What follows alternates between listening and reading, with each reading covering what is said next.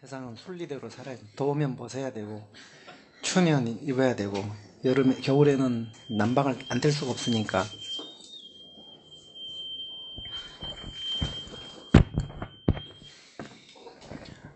겨울에는 난방을 안 뗄 수 없으니까 더운 사람이 벗어야 되고 여름에는 냉방을 안 뗄 수 없으니까 추운 사람이 입어야 되죠. 근데 보면 여름에도 우리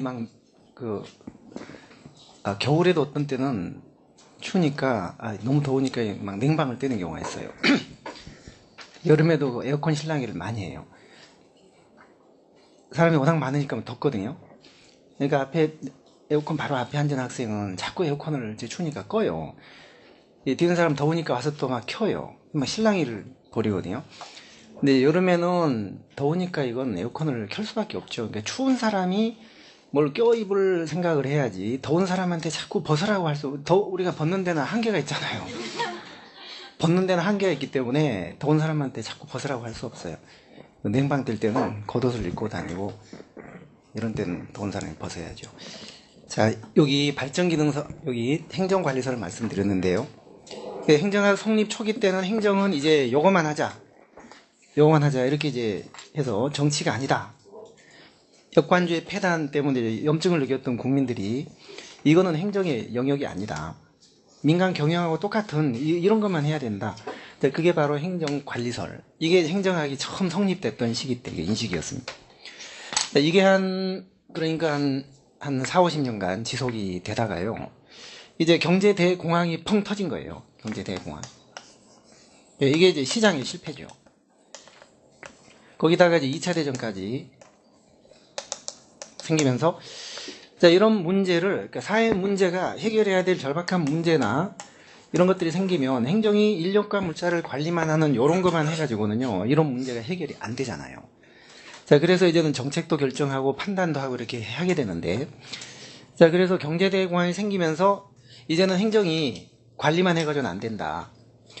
정책을 집행도 해야 되겠지만 필요한 정책을 만들기도 해야 된다.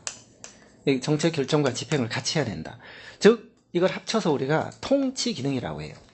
그러니까 행정이라는 것은 통치 기능의 성격을 띠는 것이지 단순히 집행만 하는 거 아니다. 이런 식으로 바뀌게 됩니다. 그게 1930년, 40년대 이 통치 기능설이고 이런 식으로 행정을 통치 기능으로 봐야 된다는 가치 판단까지도 포함시켜 봐야 된다는 그런 입장을 기능적 행정학이라고 해요. 기능적 행정학. 행정은 결정도 하고 판단도 해야 된다. 그러면서 뉴딜 정책이라든지 테네시 강요 개발 사업 같은 게 진행이 됐죠. 그때 이제 주요 대표적인 학자가 누구였냐면요. 마샬 디목이라든지 그 다음에 폴 애플비 같은 사람입니다. 3, 40년대 학자들이죠. 물론 이 저서나 이런 건 알아놓으시는 게 안전하긴 해요. 마샬 디목은 37년 현대 정치와 행정, 그 다음에 폴 애플비는 49년에 정책과 행정이라는 책에서 구체적인 그 말을 기억하실 필요는 없지만 행정은 집행만 하는 게 아니라 정책 결정하고 이게 혼합이 돼 있다. 행정에서도 정책 형성은 이루어진다. 분리할 수 없다. 이런 입장이에요. 행정이 이런 기능까지 이제 한다는 것이죠. 입법부 가던 이런 정치적 기능까지도 한다. 그러니까 요거는 이제 정치행정 이론론으로 바뀌게 되고 공사행정은 이제 반대로 이원론이 되게 됩니다. 이때부터 이제 행정국가가 이제 시작이 된 거죠. 이때부터 뉴딜이 여기서부터 시작됐고 프롬 뉴딜이 된 겁니다. 여기서부터 프롬 뉴딜. 그러다가 이런 게 나온 직후에 1940년대 중반 무렵에요. 우리 사회과학에는 행태과학의 혁명이 일어납니다. 행태과학 혁명이요. 그러니까 심리학, 사회학, 정치, 경제 모든 우리 사회과학에 행태과학이 붐을 일으키게 돼요.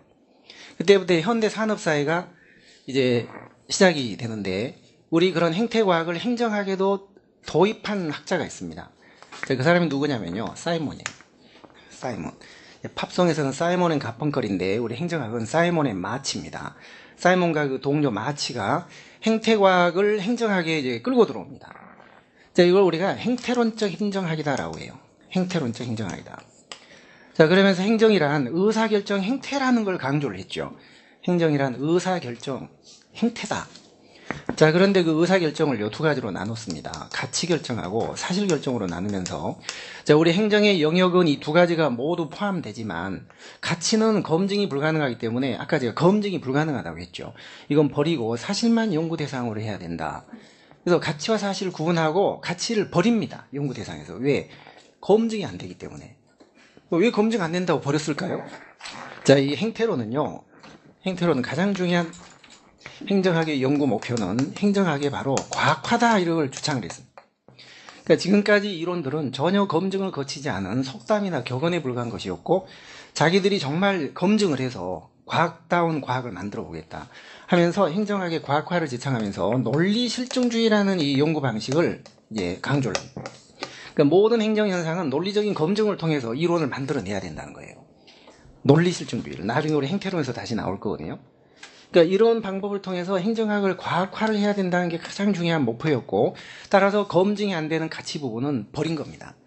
그러니까 행정의 영역 속에 이 두 가지가 포함됐다는 걸 인정을 하면서도 연구 방법상으로는 이걸 버린 거예요. 자, 주의 보실래요? 주의. 19페이지 하단 색깔로 되어 있는 주의를 보세요. 세 번째 줄, 행정의 가치 판단 요소의 존재는 부정하지 않으면서도 연구 방법상으로만 가치를 배제시켰다. 이유는 검증이 안 되기 때문에. 자, 그래서 이거는 정치행정 새 이원론이다라고 해요. 이원론은 이원론인데 좀 새로운 이원론이다. 가치 영역을 부정하진 않았다. 그리고 공사행정은 다시 새 이론론 이렇게 바뀌게 되죠. 자, 그러면 논리 실증주의라는 게 뭔지요? 나중에 나옵니다만 간단하게